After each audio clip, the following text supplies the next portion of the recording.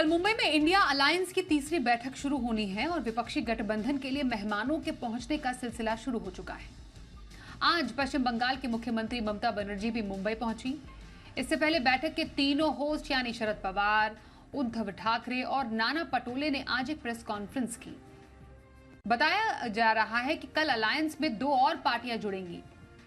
तो क्या होने जा रहा है कल खास? कल जो मुंबई में इंडिया गठबंधन के दिग्गज जुड़ेंगे, बैठक का एजेंडा क्या है? इस खबर पर मुंबई से हमारे साथ हैं हमारी संवाददाता वैदेही कानेकर।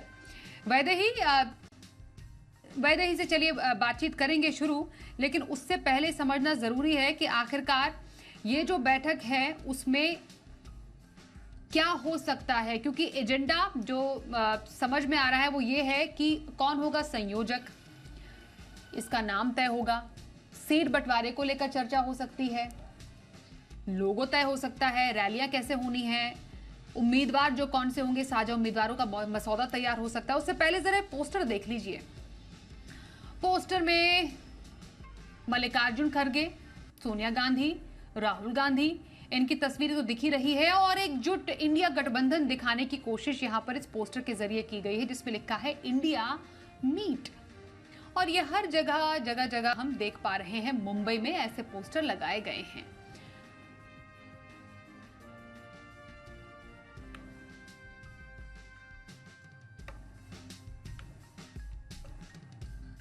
कांग्रेस नेता राहुल गांधी एक बार फिर चीन के बहाने प्रधानमंत्री मोदी को घेरते हुए नजर आए। राहुल ने लद्दाख की जमीन हथियाने वाली बात पर पीएम पर निशाना साधा और कहा कि चीन पर प्रधानमंत्री मोदी की बात गलत है। वहीं बीजेपी ने राहुल के बयान पर पलटवार कर दिया। प्रहलाद जोशी ने कहा कि राहुल को चाइनीज मैप पर भरोसा है। पूरा लद्दाख जानता है कि चाइना ने हमारी जमीन हड़प ली है, तो ये मैप की बात तो बड़ी गंभीर है, मगर इन्होंने जमीन तो ले ली है, तो उसके बारे में भी प्रधानमंत्री को कुछ कहना चाहिए। मैं राहुल गांधी को सिंपैथी व्यक्त करता हूं कि लद्दाख में हुआ और उनको चाइनीज के मैप के विश्वास है। भारत के हमारे एक्सटर्नल अफेयर्स मंत्रालय जो बोल रहे हैं उसके ऊपर हमारे डिफेंस फोर्स जो बोल रहे हैं, हमारे जो डिफेंस फोर्स के ऑफिसर जो उधर ऑलरेडी डेप्यूटेड है और उधर ड्यूटी पर है, उन लोग जो बोलते हैं उसके ऊपर उनका कोई विश्वास नहीं है। BEE यानी ब्यूरो ऑफ एनर्जी एफिशिएंसी ने हिताची पर डंडा चला दिया है। कंपनी के एसी BEE की स्टार रेटिंग में फेल कर दिए गए हैं। वहीं स्टार रेटिंग फेल होने के बाद अब CCPA यानी सेंट्रल कंज्यूमर प्रोटेक्शन अथॉरिटी ने पूरे मामले की डिटेल्स BEE से मांगी है। ऐसा माना जा रहा है कि कंपनी पर प्रोडक्ट रिकॉल सहित पेनल्टी लग सकती है, लेकिन सवाल उठता है कि ग्राहक भरोसा करें तो किस पर? एसी खरीदते वक्त अक्सर लोग सबसे पहले स्टार रेटिंग देखते हैं, क्योंकि ज्यादा स्टार रेटिंग वाला एसी बिजली की कम खपत करता है। इसकी पहचान करने के लिए एसी पर एनर्जी एफिशिएंसी लेबल लगा होता है। इसे ब्यूरो ऑफ एनर्जी एफिशिएंसी जारी करता है। ज्यादा स्टार रेटिंग वाले एसी की कीमत कम स्टार रेटिंग वाले एसी से ज्यादा होती है। एसी बनाने वाली कंपनियां गलत रेटिंग लगाकर महंगी कीमत पर सामान न बेच सके, इसके लिए ब्यूरो ऑफ एनर्जी एफिशिएंसी समय समय पर एसी की जांच करता है। ऐसी ही एक जांच में हिताची के 2 एयर कंडीशनर मॉडल फेल हो गए। एसी के दोनों मॉडल को 5 स्टार रेटिंग दी गई थी। मामला खुलने के बाद सरकार ने लेबलिंग कैंसिल कर दी। इसमें हिताची के विंडो और स्प्लिट एसी शामिल है। BEE यानी ब्यूरो ऑफ एनर्जी एफिशिएंसी की तरफ से इन एसी को ग्राहकों से वापस लेने का निर्देश दिया गया है। साथ ही हर्जाने के तौर पर ग्राहकों को पैसे वापस करने की बात कही है। यही नहीं, BEE अन्य एसी कंपनियों की भी जांच कर रहा है। सूत्रों के मुताबिक अब CCPA यानी सेंट्रल कंज्यूमर प्रोटेक्शन अथॉरिटी ने इस मामले में स्वतः संज्ञान लिया है। CCPA ने चिट्ठी लिखकर उपभोक्ता विभाग से पूरे मामले की डिटेल मांगी है। साथ ही BEE से भी स्पष्टीकरण मांगा है। यही नहीं, ऊर्जा मंत्रालय और इलेक्ट्रॉनिक्स उपकरण एसोसिएशन को भी चिट्ठी लिखने की तैयारी है। ऐसा माना जा रहा है कि कंपनी के खिलाफ सख्त कार्रवाई की जा सकती है। यही नहीं, प्रोडक्ट रिकॉल समेत कई तरह की पेनल्टी लग सकती है। इधर पूरे मामले में कंपनी ने अपनी ओर से सफाई दी है। हिताची कंपनी का कहना है कि कुछ मॉडल एनर्जी एफिशिएंसी पर खरे नहीं उतर सके हैं। इसे लेकर उन्होंने जरूरी कदम उठाए हैं। जिस मॉडल नंबर में ऐसी शिकायत मिली है उसके प्रोडक्शन पर 14 दिसंबर तक रोक लगाई गई है। कंपनी ने कहा है कि वो सर्वोत्तम गुणवत्ता वाले प्रोडक्ट निर्माण के लिए प्रतिबद्ध है जो ग्लोबल और लोकल स्टैंडर्ड पर खरे उतरते हैं। अब बड़ा सवाल ये उठता है कि जब बड़ी एसी कंपनियां बिना जांच किए ज्यादा स्टार रेटिंग बताकर महंगे दामों पर एसी बेचती है तो ग्राहक भरोसा किस पर करें। अमरीश पांडे, जी मीडिया।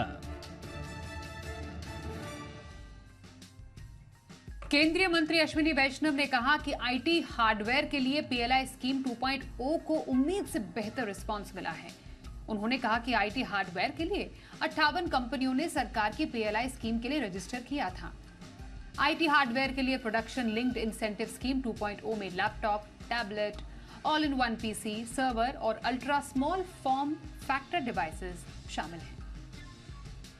हमारे साथ हैं आईटी मंत्री अश्विनी वैष्णव। सर, भारत आत्मनिर्भर होने की लगातार कदम बढ़ाता जा रहा है आत्मनिर्भर होने की तरफ, और पीएलआई 2 जिसको कि आज आखिरी दिन इसकी एप्लीकेशंस के लिए, अभी तक किस तरह का रिस्पांस आपको देखने को मिला है और इसकी जो एप्लीकेशन है उसको कब तक आप आगे कर देंगे? आज पीएलआई 2.0 आईटी हार्डवेयर यानी लैपटॉप, पीसी और सर्वर्स की एप्लीकेशन क्लोज होगी रात में, और बहुत ही खुशी की बात है कि ज़बरदस्त रिस्पांस आया है, ओवरवेलमिंग रिस्पांस आया है।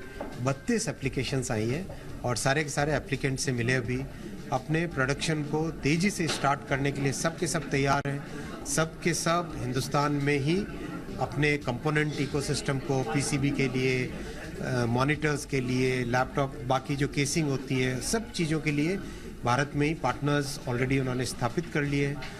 तो जिस तरह से मोबाइल फ़ोन में हिंदुस्तान माननीय प्रधानमंत्री श्री नरेंद्र मोदी जी के विजन से एक बड़ी ताकत बन के उभरा है, वैसे ही लैपटॉप में, पीसी में, सर्वर्स में भी भारत एक बहुत बड़ी ताकत बन के उभरेगा। कितना निवेश और किस तरह के नौकरी के मौके इससे बढ़ेंगे? इससे निवेश आएगा 2430 करोड़ का और प्रोडक्शन होएगा 3,35,000 करोड़ का और 75,000 डायरेक्ट एम्प्लॉयमेंट। और आप जानते हैं कि हर डायरेक्ट एम्प्लॉयमेंट पे 2 से लेकर 3 इनडायरेक्ट एम्प्लॉयमेंट होता है, तो करीब 75,000 डायरेक्ट एम्प्लॉयमेंट इससे जनरेट होगा। धन्यवाद। महंगाई के मोर्चे पर सरकार ने युद्ध छेड़ दिया है। कल गैस रसोई सस्ती हुई, इससे पहले रसोई गैस सस्ती हुई। इससे पहले चावल और प्याज के एक्सपोर्ट पर अंकुश लगाया गया। टमाटर का इंपोर्ट हो रहा है। खाद्य तेल और दाल की कीमतें कम करने की भी कोशिशें हो रही हैं। यानी खाने पीने की कोई ऐसी चीज नहीं है जिस पर सरकार की नजर ना हो। महंगाई के खिलाफ ये कदम कितने कारगर साबित होंगे, इस रिपोर्ट में समझते हैं।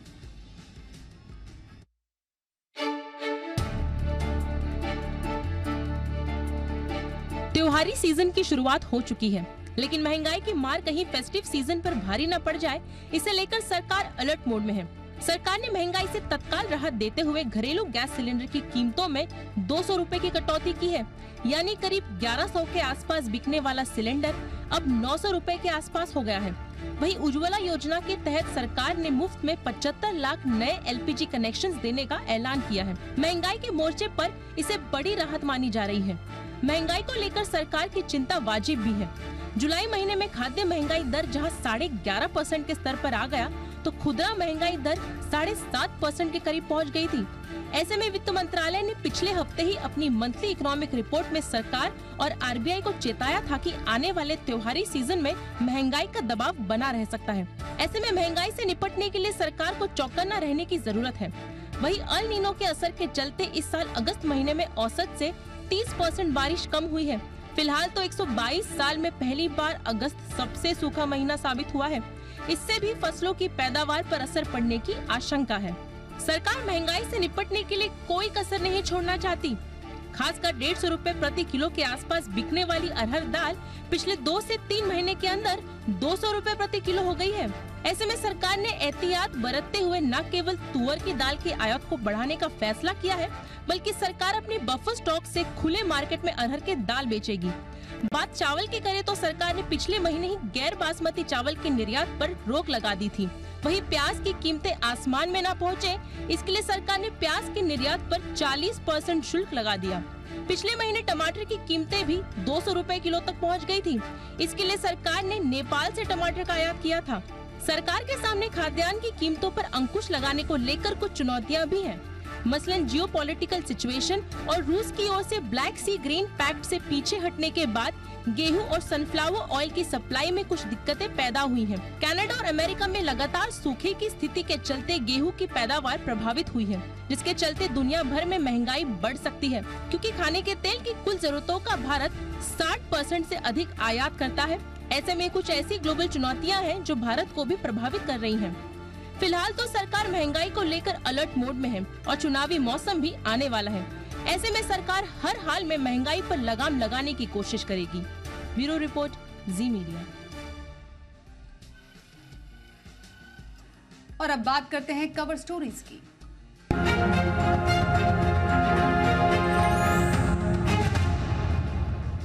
अगर आप ऑनलाइन कैब बुक करते हैं और कैब ड्राइवरों के कैंसिलेशन से परेशान हैं तो आपके लिए एक राहत भरी खबर है।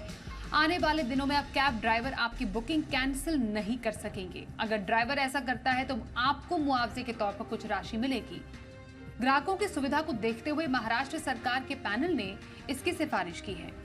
पहले रिपोर्ट देखिए, उसके बाद करेंगे खास चर्चा।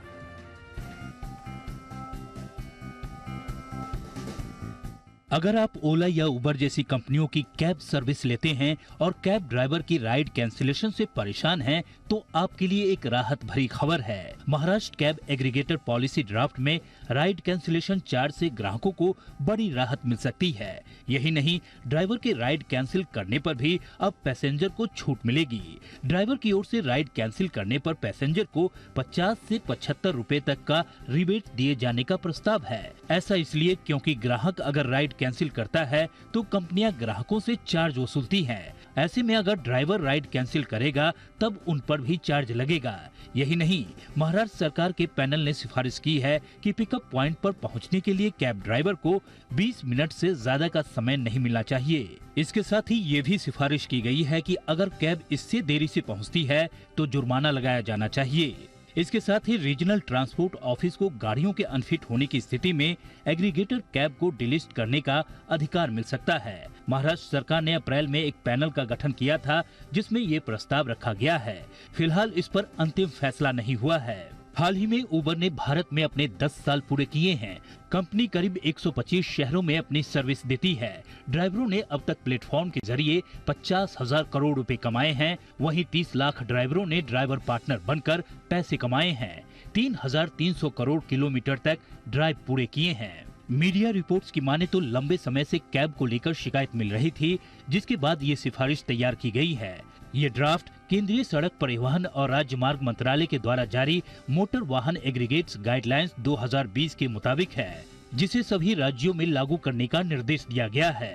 रिपोर्ट के मुताबिक आरटीओ अधिकारी को गाड़ियों की फिटनेस और सामान्य स्थिति के आधार पर वाहन परमिट रद्द करने का अधिकार दिया जा सकता है। फिलहाल कोई ग्राहक ऐप के जरिए राइड अनुभव, राइड क्वालिटी और गाड़ी की कंडीशन को लेकर कोई शिकायत करता है तो एग्रीगेटर फैसला लेता है, लेकिन इसमें बदलाव की सिफारिश की गई है। सौरभ पांडे, जी मीडिया। और आइए चर्चा शुरू करते हैं। हमारे साथ है दो खास experts, Harpal Singh Rana right to information यानी आरटीआई एक्टिविस्ट हैं, और Naveen Sharma president consumer rights organisation CRO। धन्यवाद करेंगे आप दोनों ही खास एक्सपर्ट्स का हमारे साथ इस चर्चा में शामिल होने के लिए।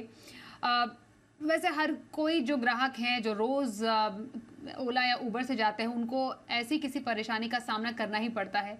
ये तो दुखती रग पर हाथ रखने वाली बात हो गई, और कई लोग इसे इत्तेफाक भी रखेंगे कि हाँ, एक सीमलेस राइड नहीं होती है। कभी ड्राइवर कैंसिल कर देता है, कभी कहता है कि हमें कैश दो, कभी गाड़ी की कंडीशन अच्छी नहीं होती है। अब ये कितना बदलेगा ये समझना ज़रूरी है। मैं सबसे पहले हरपाल जी आपसे जानना चाहती हूँ कि ये जो शिकायतें हैं, थोड़ा सा समझना ज़रूरी है कि किस तरीके की शिकायतें यहाँ पर आ रही थी जिसकी हम बात कर रहे हैं, जो ख़ास तौर पर इस ड्राफ्ट में जिसके तहत ये ड्राफ्ट जो है वो बनाया गया है, किन शिकायतों को दूर करने के लिए? देखिए, ये जो नियम है, सबसे पहली बात तो ये है कि गुजरात ने एक 2019 में इस तरह का नियम बनाया था, लेकिन मुझे मिली जानकारी के अनुसार 2 राज्य और बना चुके हैं। इसमें एक चंडीगढ़ है और एक इसमें राज्य और है असम। ये 2 राज्य और इसके नियम बना चुके हैं जो कि ओला उबर को नियंत्रित करने के लिए हैं। जो परेशानी की बात आप कर रहे हैं उसमें सबसे बड़ी परेशानी ये आती थी कि जैसे कोई अगर उपभोक्ता अगर कोई टैक्सी कैंसिल करता है किसी कारणवश, समय पर ना पहुंचने के कारण से, तो उसका जुर्माना तो टैक्सी वाले को दिया जाना चाहिए, ओला उबर को दिया जाना चाहिए, लेकिन वो उस उपभोक्ता से लिया जाता था। दूसरी बात कि इसमें बहुत ज़्यादा 2-2 बार भी किराया लिया जाता था। इसमें अगर कैश का भी एक प्रावधान किया जाता था। इसमें मेरे द्वारा खुद एक बार एक बुजुर्ग व्यक्ति के द्वारा टैक्सी बुक करने से मेरी भी कैब से मेरे भी व्हाट्सएप मतलब फ़ोन से पैसे काट लिए गए और उस बुजुर्ग व्यक्ति से भी ले लिए गए। इस संबंध में मैं 3-4 वर्षों से 5 वर्षों से प्रयास कर रहा हूं और बहुत सी जगह से बहुत ही सकारात्मक जवाब भी आए हैं। जो बात महाराष्ट्र की जा रही है, अभी जो नियम बनाया बहुत ही सराहनीय है। ये ऐसा ही नियम जो उपभोक्ताओं पर लागू किया गया था वो 2011 से शुरू हुआ था और 15-16 में ओला उबर ने सभी व्यक्तियों के ऊपर किया था। ये बहुत ही सराहनीय प्रयास है। जी, मुझे एक बात बताइए हरपाल जी, आपने कहा चंडीगढ़ और असम में भी इसके नियम बनाए गए थे, वहां पर अब तक का फीडबैक क्या रहा है नियमों का? क्या प्रॉपर एग्रीगेटर्स पर किस तरीके से रेगुलेशन हो या कस्टमर्स को ज्यादा परेशानी ना हो, इस तरीके के नियम थे? मिलते जुलते नियम है जो हम महाराष्ट्र में इस गाइडलाइंस की जो ड्राफ्ट की बात कर रहे हैं, और क्या वाकई उससे फर्क पड़ा कुछ? हाँ बिल्कुल। देखिए, गुजरात में 2019 में बनाए गए थे ये नियम और उसके बाद चंडीगढ़ और असम में बनाए जा चुके हैं। मुझे लिखित में दिया जा चुका है कि ये बनाए गए हैं, लेकिन मैं वास्तव में वहाँ पे क्या नियम बनाए गए मेरे को इसकी पूरी जानकारी नहीं है। लेकिन जब नियम बनाए जाते हैं, आपको मैं बताना चाहूँगा कि भारत सरकार के द्वारा जो ये पॉलिसी बनाई गई थी, ये मेरे पास उसका वो है, प्रारूप है, और वो सभी राज्यों को भेजा गया था कि आप बनाइए। लेकिन 3 राज्यों ने छोड़ के किसी ने भी अभी तक नहीं बनाया है। उत्तर प्रदेश में नियम बनाने की कार्रवाई चल रही है और ये बहुत ही ताज्जुब का विषय है कि किसी जो ये कैब हैं ओला उबर, किसी को 10 साल हुए हैं, किसी को 12 साल हुए हैं और 12 साल तक बिगड़ किसी नियम के। इसमें मैं ये स्पष्ट करना चाहूँगा कि जो टैक्सियों के नियम हैं वो भारत सरकार ने पहले बनाए हुए हैं, लेकिन ये जो हैं टैक्सी की श्रेणी में नहीं आती हैं। ये जो आती हैं क्योंकि ना तो ये टैक्सी इनकी अपनी है, ये एक कंपनी है, एग्रीगेटर इनको कहा जा सकता है, कहते हैं, तो ये टैक्सी के नियम के तहत नहीं चलेंगी इनको, क्योंकि टैक्सी व्यक्तियों की भी इन्होंने किराए पे ली है और बहुत सी टैक्सियाँ लोन पर दी गई हैं। तो टैक्सियों के नियम तो देश में लागू हैं, लेकिन एग्रीगेटर के जो नियम बनाए थे वो देश में 3 राज्यों को छोड़कर अभी तक लागू नहीं है, जो बहुत ही आश्चर्यचकित बात है। बिल्कुल ठीक है, आपने काफी चीजें स्पष्ट की यहाँ पर हरपाल जी। नवीन जी, समझना जरूरी है, एक कैब एग्रीगेटर है, हम ओला उबर जैसे एग्जाम्पल जिसकी बात कर रहे हैं, उसके अंडर जो टैक्सी आप जो बहुत सारे टैक्सी हैं वाले हैं वो उसमें बुक करते हैं और उसके बाद फिर वो अपनी टैक्सी चलाते हैं, रजिस्टर कराते हैं अपने आप को। अब जब इस तरीके की शिकायतें आती हैं कि ड्राइवर ने कैंसिल कर दिया, ड्राइवर माने आपके घर से लोकेशन से 2 या 3 मिनट दूरी क्यों ना हो, वो आराम से अपना 5, 7, 8 मिनट के बाद आएंगे, बेसिकली आपको वेट बहुत कराते हैं। लेकिन जब कस्टमर वेट कराता है तो उसका 5 मिनट का एक टाइमर होता है, वरना उसके ऊपर वेटिंग टाइम चढ़ जाता है। ऐसा कोई नियम ड्राइवर्स के ऊपर नहीं है और भी बहुत सारी शिकायतें होती हैं क्योंकि ड्राइवर से सीधा संपर्क कस्टमर्स का होता है, इसलिए कस्टमर समझते हैं कि ये सारी की सारी गलती ड्राइवर की ही है। लेकिन जो असली समस्या की जड़ है वो कहां पर है नवीन जी, आपसे समझना जरूरी है, क्योंकि क्या इसमें पूरी की पूरी जिम्मेदारी ड्राइवर्स की है या फिर एग्रीगेटर्स की भी है? देखिए स्वाति जी, बहुत बहुत धन्यवाद इस महत्वपूर्ण विषय को उठाने के लिए। मैं जी बिजनेस का भी धन्यवाद करता हूं और आपके पूरे दर्शकों को आज मैं राखी की शुभकामनाएं भी देता हूं। ये बहुत महत्वपूर्ण बात आज आप लोगों ने उठाई है।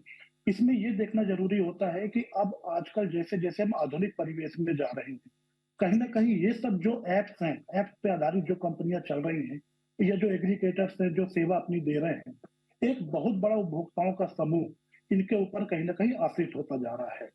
ऐसे में क्या होता है कि जो कंपनियां होती हैं कहीं ना कहीं ग्राहकों के अधिकारों का हनन करना चालू कर देती हैं। आपने जो बात कही वो बिल्कुल सही है।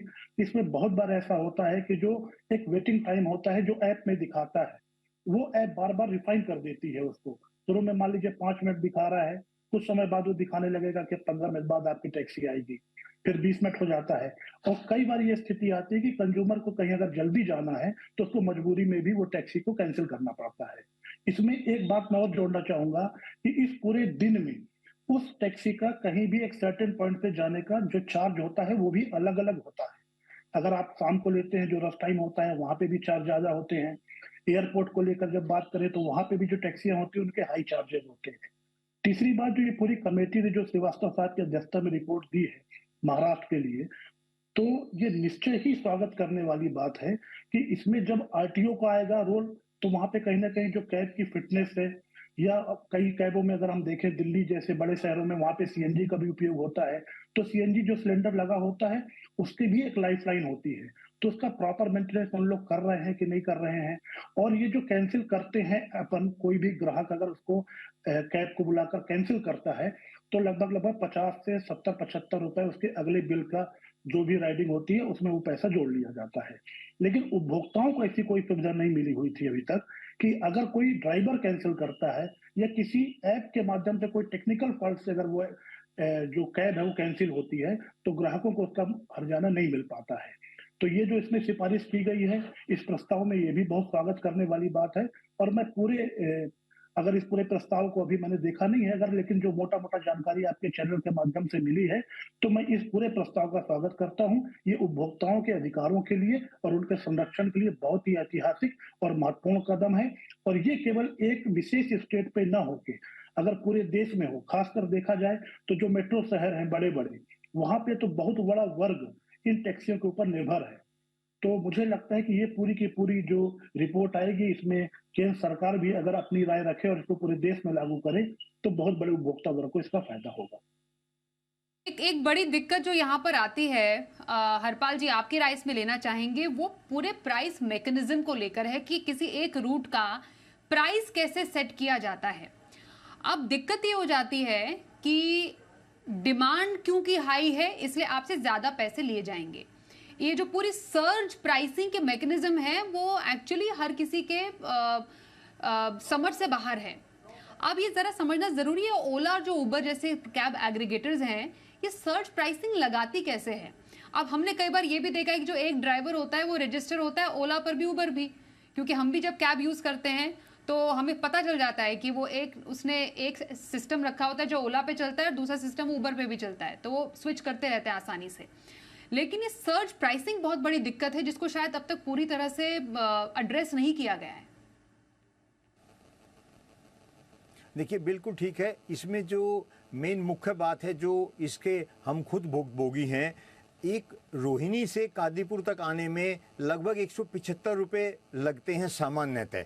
लेकिन कई बार क्या हुआ कि अगर वो जानबूझ के ऐसा करते हैं कि आपकी लोकेशन के लिए फ़ोन करेंगे कि आपकी लोकेशन सेट नहीं है, आप दोबारा से इसको रीसेट कर दीजिए, तो जहाँ रीसेट हुआ तो उसका प्राइस बढ़ जाता है और 100 रुपये 80 रुपये, मतलब आधे से ज़्यादा, जो पहले आपको 175 रुपये लग रहे थे उसमें आधे से ज़्यादा प्राइस वो जानबूझ के बढ़वा लेते हैं। कहते हैं आपका जो एड्रेस है वो सेट नहीं है या लोकेशन आपकी क्लियर नहीं आ रही है, आप इसको दोबारा से रीसेट कीजिए। तो जैसे ही हम रीसेट करेंगे तो वो आधा प्राइस बढ़ा देते हैं, 250 रुपये हो जाता है, 240 हो जाता है।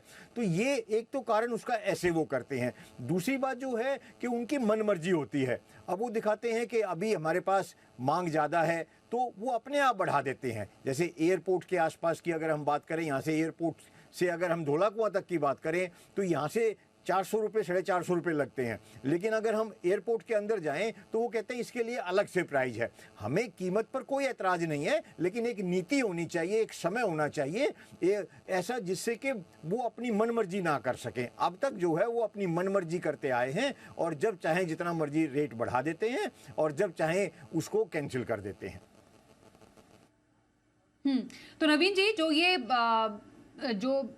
जो बहुत सारी शिकायतें हैं जिसके आधार पर ड्राफ्ट जो है वो केंद्रीय सड़क परिवहन और राजमार्ग मंत्रालय के जो मोटर व्हीकल एग्रीगेटर्स गाइडेंस जो है गाइडलाइंस है 2020 की, उसके तहत ये बनाया गया है।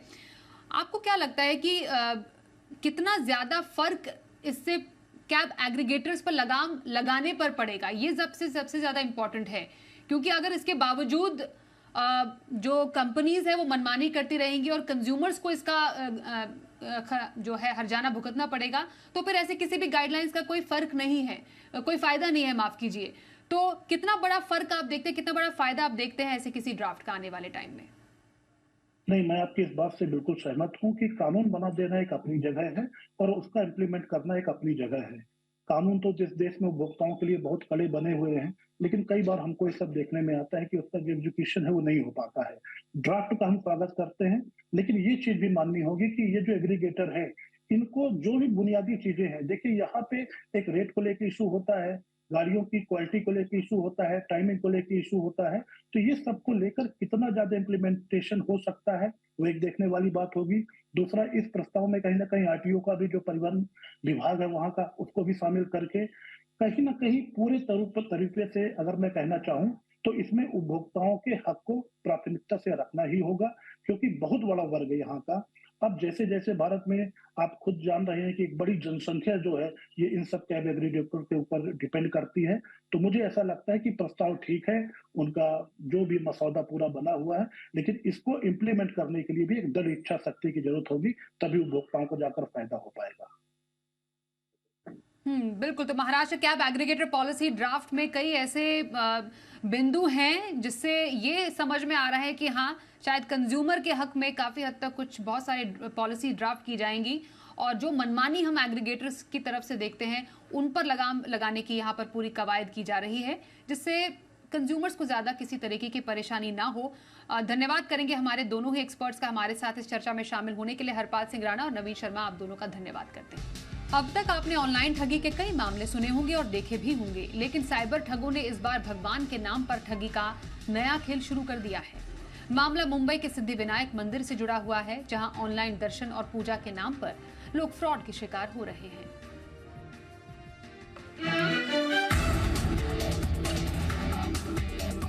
त्योहारी सीजन में आपका प्लान भीड़ भाड़ से बचकर अपने आराध्य का डिजिटल दर्शन करने की है, तो सावधान हो जाइए।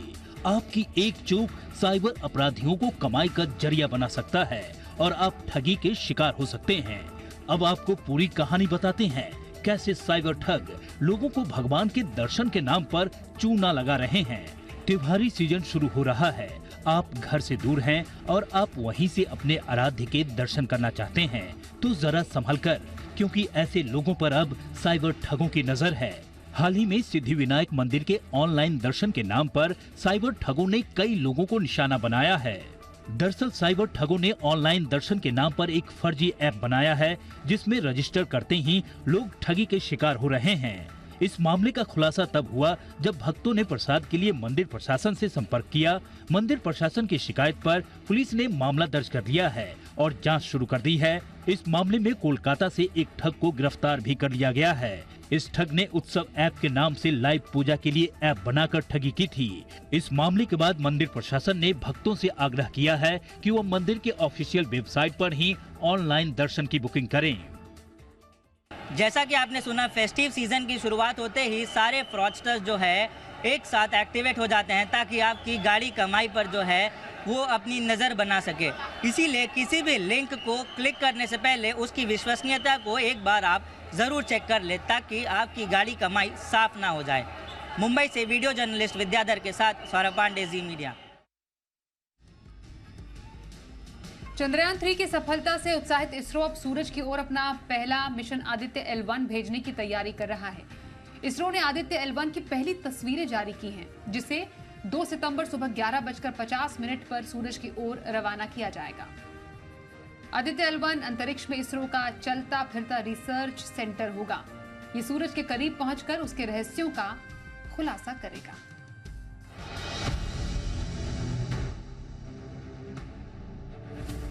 चंद्रयान 3 की सफलता से उत्साहित देश को अब बेसब्री से 2 सितंबर सुबह 11:50 का इंतजार है, क्योंकि इसी दिन इसरो सूरज की ओर अपने पहले मिशन आदित्य L1 को रवाना करेगी। आदित्य L1 अंतरिक्ष में इसरो का एक चलता फिरता रिसर्च सेंटर होगा जो सूरज के करीब पहुंचकर सूरज के रहस्यों का खुलासा करेगा। आप सोच रहे होंगे कि सूरज के नजदीक जाने पर कहीं आदित्य L1 गर्मी से जल न जाए, तो ऐसा बिल्कुल भी नहीं होगा। जब एक स्पेसक्राफ्ट या फिर हमारा एक सैटेलाइट उसको ऑर्बिट कर रहा होता है, उसकी विशेषता यह है कि उस ऑर्बिट में रहते समय there will be no occultation and there will be no eclipses. That means वो जो अध्ययन करने जा रहा है, जो स्टडी करने जा रहा है, वो हर चीज़ को हमेशा वो देखता रहेगा। इसीलिए इस ऑर्बिट में इसको लॉन्च करते हैं और इसीलिए इसका नाम आदित्य L1 है। आदित्य L1 में कुल 7 यंत्रों को लगाया गया है जो रिसर्च में अहम भूमिका निभाएंगे।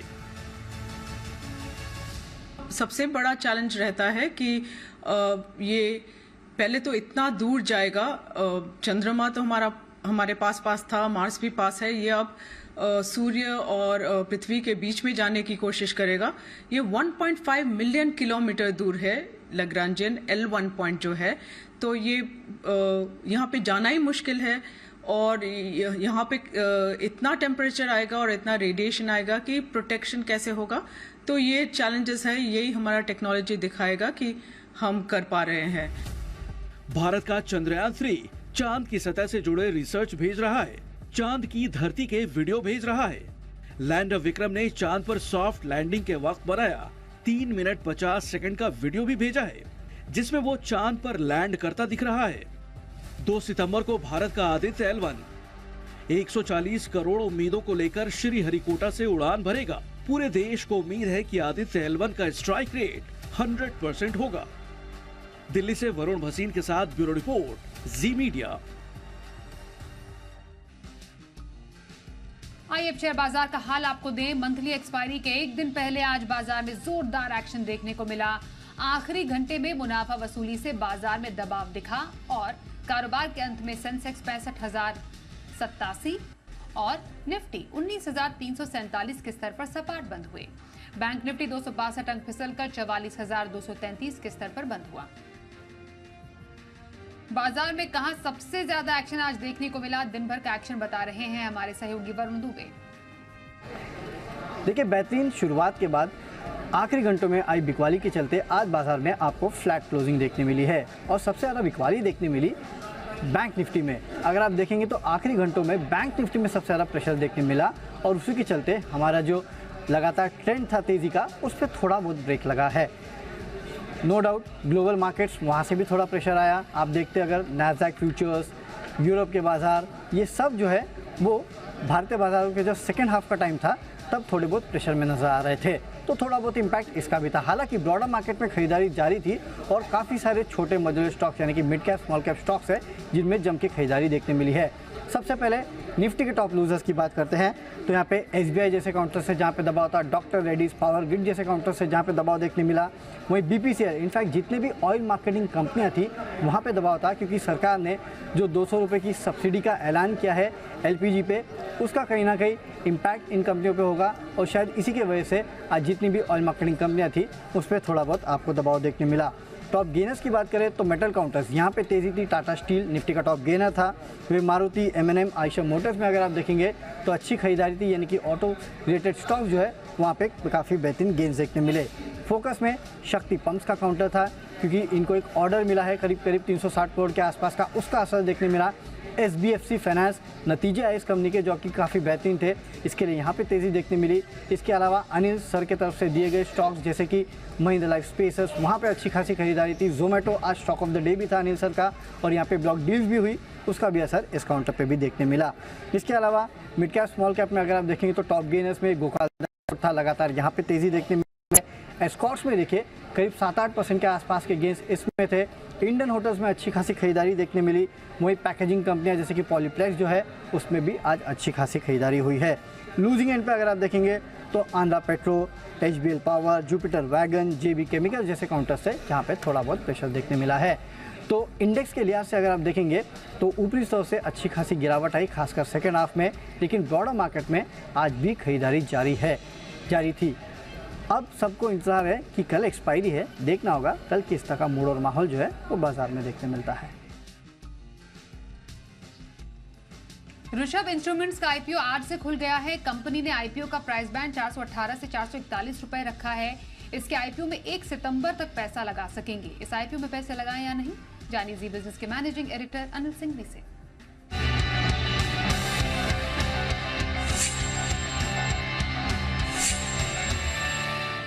सबसे बेस्ट चीज और इस कंपनी के बारे में वो है इसके प्रमोटर्स।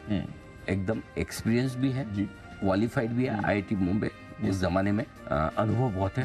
मतलब नासिक में रह के पोलैंड में जाकर फैक्ट्री खरीदना, सरकार से चलाना और वहाँ की बेस्ट फैक्ट्री बनाना अचीवमेंट है। फाइनेंशियल ट्रैक रिकॉर्ड बहुत मजबूत है। पिछले 3 साल के जो डेटा है, वैसे भी पुराने भी डेटा अगर आप उससे अंदाज लगाना चाहें, मजबूत ग्रोथ का रिकॉर्ड है, कोई दिक्कत नहीं है। एंकर बुक में बहुत अच्छे नाम आए, सारे दिग्गज फंड्स हैं।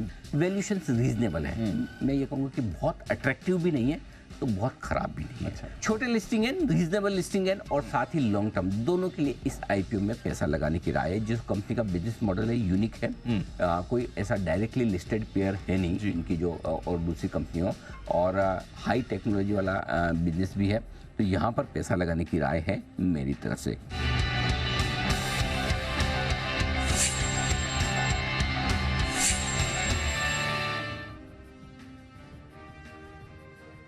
आईटी सेक्टर को लेकर इकरा की एक चौंकाने वाली रिपोर्ट सामने आई है। क्या है इस रिपोर्ट में, ऐसा बता रहे हैं हमारे सहयोगी वरुण दुबे। देखिए, FY24 की शुरुआत वैसे भी आईटी सेक्टर के लिए थोड़ी धीमी रही थी और अब रिपोर्ट्स ये आ रही है कि FY24 अगर आप देखेंगे तो पूरा साल शायद आईटी सेक्टर के लिए काफ़ी धीमा रहने वाला है। इकरा की ये रिपोर्ट है और इनका कहना है कि डॉलर टर्म्स में अगर आप देखेंगे तो FY24 में आईटी सेक्टर की जो ग्रोथ है वो आधी रह सकती है FY23 के मुकाबले। FY23 में अगर आप देखेंगे तो 8-9% के आसपास की ग्रोथ रही थी। इनका कहना है कि इस बार ये ग्रोथ जो है करीब 3 से 5% के आसपास रहने वाली है। काफ़ी सारे फैक्टर्स हैं जिसकी वजह से ये ग्रोथ धीमी रहेगी। उसमें सबसे पहले तो ग्लोबल मैक्रो इकोनॉमिक एनवायरनमेंट जो थोड़ा बहुत बिगड़ा है उसका इम्पैक्ट देखने मिलेगा। इसके अलावा यूएस और यूरोप से इनका कहना है कि काफ़ी धीमापन देखने मिल सकता है और इसका इम्पैक्ट जो है आईटी सेक्टर पे आपको साफ देखने मिल सकता है। इनफैक्ट इसकी शुरुआत भी हो चुकी है।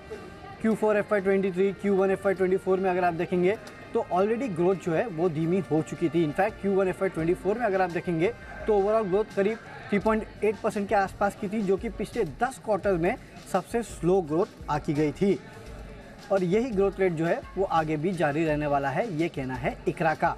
इनफैक्ट ये कह रहे हैं कि जो भी थोड़ा बहुत सुधार होगा वो शायद FY24 के अंत में आपको थोड़ा बहुत सुधार देखने मिलेगा। वहाँ से ग्रोथ रेट जो है वो थोड़ी बहुत सुधरते हुए दिखाई देगी। तब तक इसी पेस पे ग्रोथ रेट रहने वाली है। इनका तो ये भी कहना है कि आईटी कंपनियों के मार्जिन पे भी आपको दबाव देखने मिलेगा।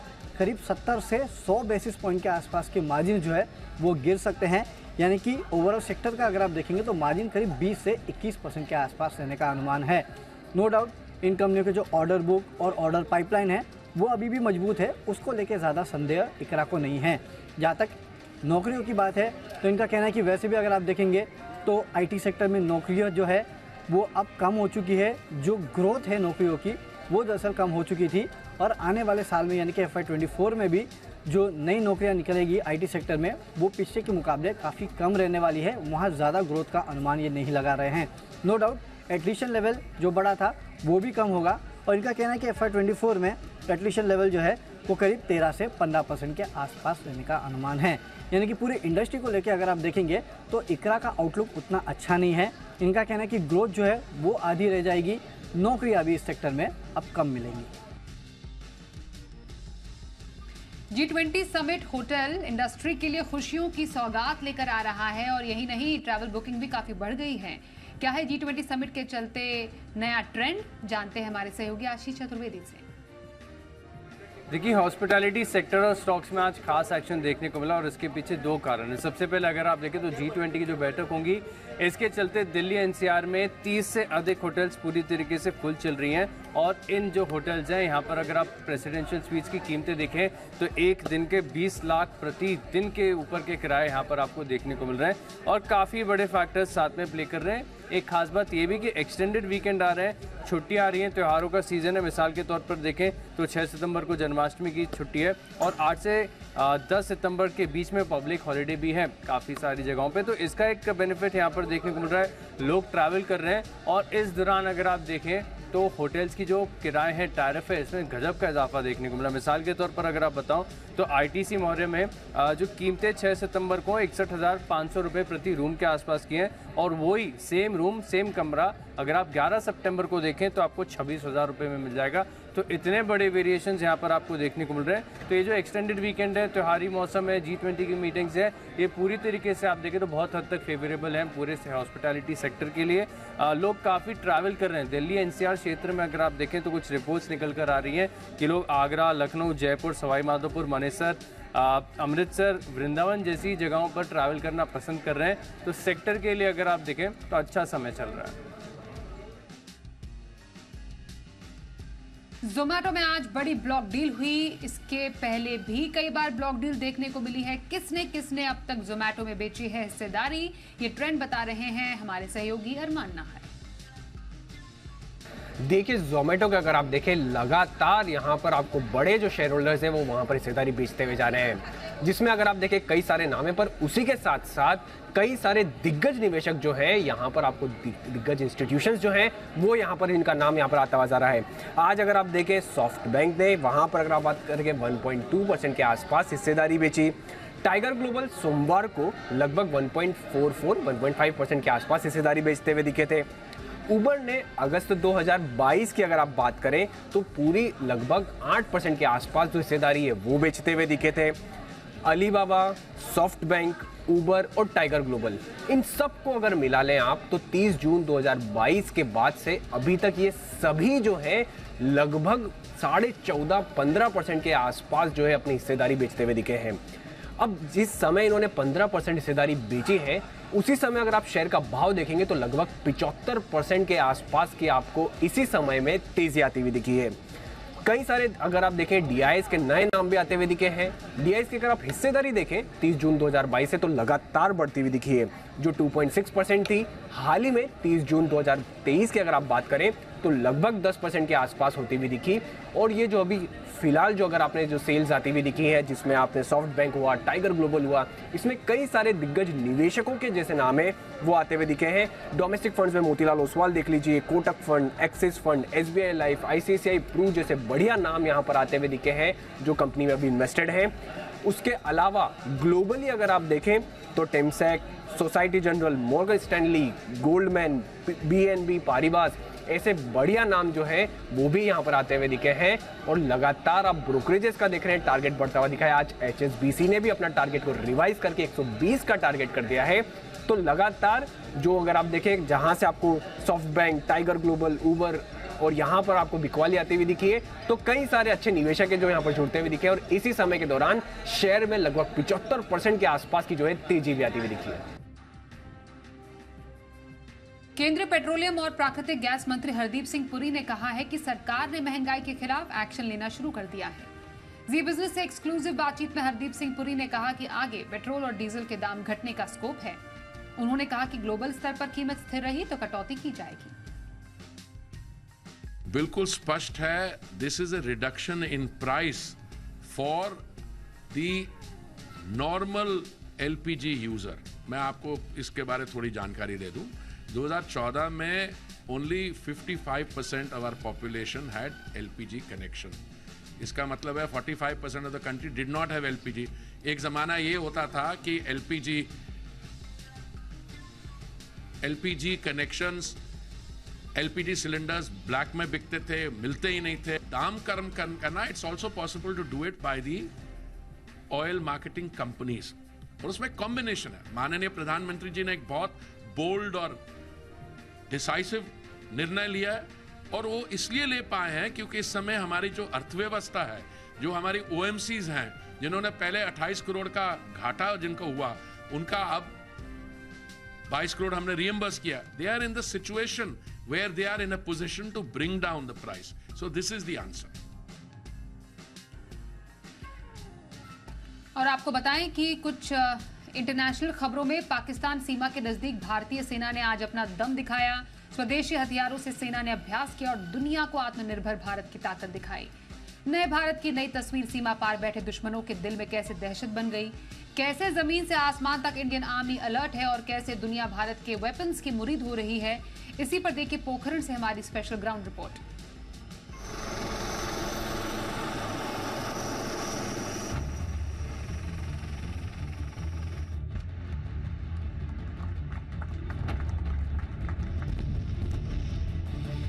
पोखरण में आत्मनिर्भर भारतीय सेना ने धमाकेदार शक्ति प्रदर्शन किया है। जमीन से लेकर आसमान तक ये ताकत दुश्मन की नींद उड़ाने वाली है।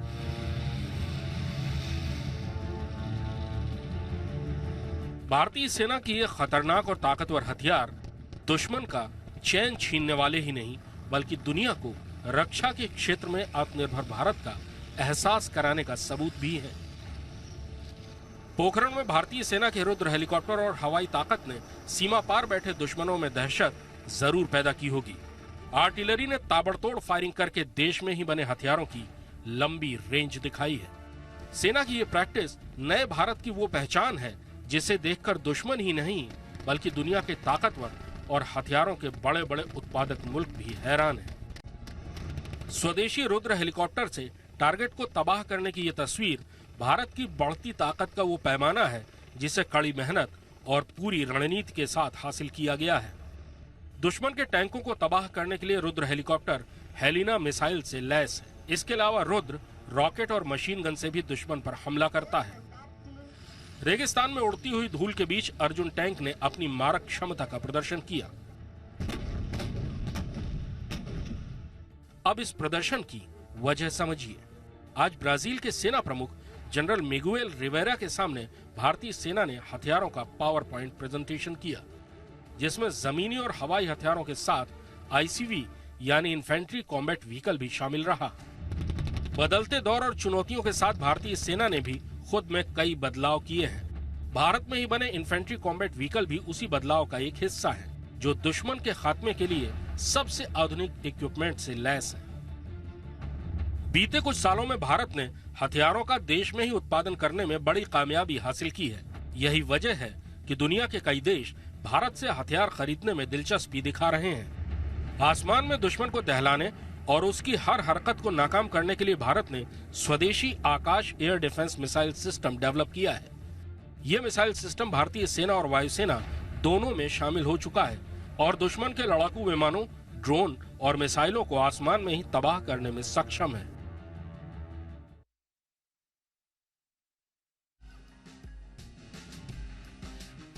तो इंडिया 360 डिग्री में बस इतना